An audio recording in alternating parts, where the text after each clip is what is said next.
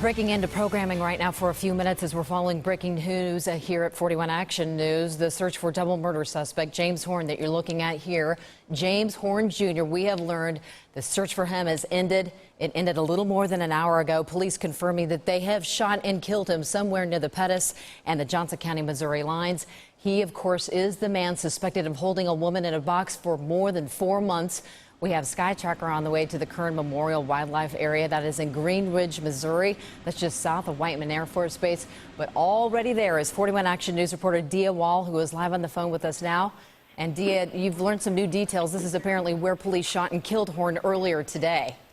Yeah, this morning we were at the Henry County Sheriff's Office where they've been holding press conferences since those murders took place there in Clinton. And I actually spoke with Sonny Lynch, the assistant chief there in Clinton, and he told me to head out here to the Kern Memorial Wildlife Area. And all we see is a scene. I have not yet had a chance to reconnect with Lieutenant Lynch since we've been here, but here's what I can tell you. I see about 3 or 4 lines of crime scene tape. I'm not sure how they have it taped off, but the area itself is pretty small, only about a quarter of a mile, and we've seen droves of investigators driving away. I've only seen one trooper actually come here to the scene, and one thing that I just picked up on is there's a sign right outside the crime scene area that says no shooting area. That's an important question. We don't know if James Horn was armed when he was shot and killed, presumably by police. But right now, troopers are taking photos. There's an area to the right off the gravel road here because it is very rural. I mean, all you see is trees and very high grass. I'm trying to walk around and get a better vantage point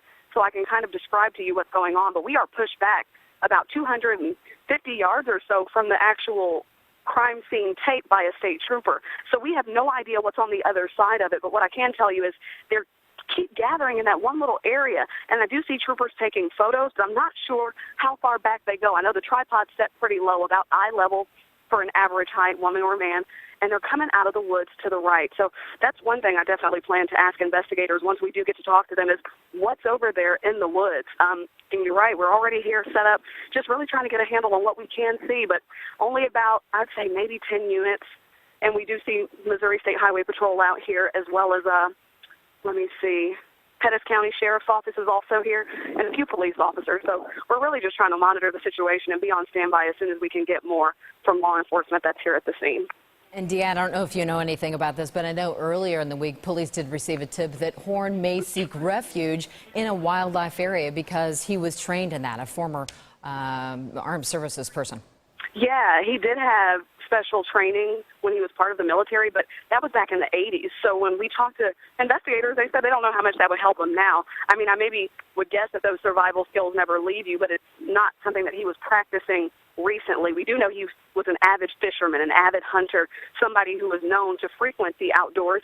And I'm just really trying to get a good sense of what they're looking at back there. A few people are walking back and forth in this area, and we just saw a man walk up. But again, I really don't have a good vantage point to even describe to you what police and investigators are looking at right now. But we've been pushed back several times. Sonny Lynch now yelling out.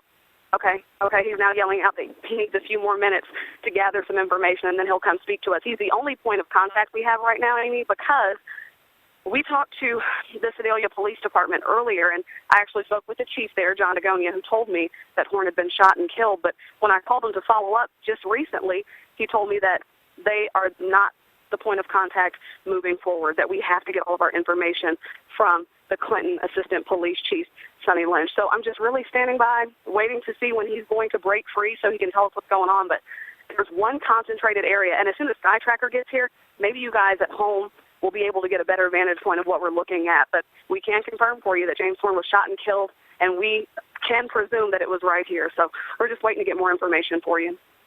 DOL live in that area in Green Ridge, Missouri. Thanks so much. To give you an idea, take a look at this map where this is all taking place in Missouri. It's the Kern Memorial Wildlife Area. It's about an hour and a half southeast of Kansas City.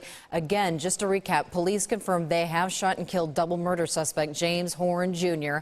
He faced a long list of charges this week after a Missouri woman that you're looking at here kept captive in a wooden box for more than 4 months escaped. She escaped in April. And then she was shot to death this week along with her son. Her ex-boyfriend, James Horn, who we're talking about, who had allegedly confined her to that box, is suspected in the Friday killings of this 46-year-old woman, Sandra Sutton, and her 17-year-old son, Zachary. Family found them shot to death in her brother's home in Clinton, where they were seeking refuge, apparently from Horn, police tell us. This was about 4:30 Thursday morning. We will continue to follow this live on our website, the very latest on this story. KSHB.com will also update you here tonight on 41 Action News at 5, 6, and 10. We'll see you then.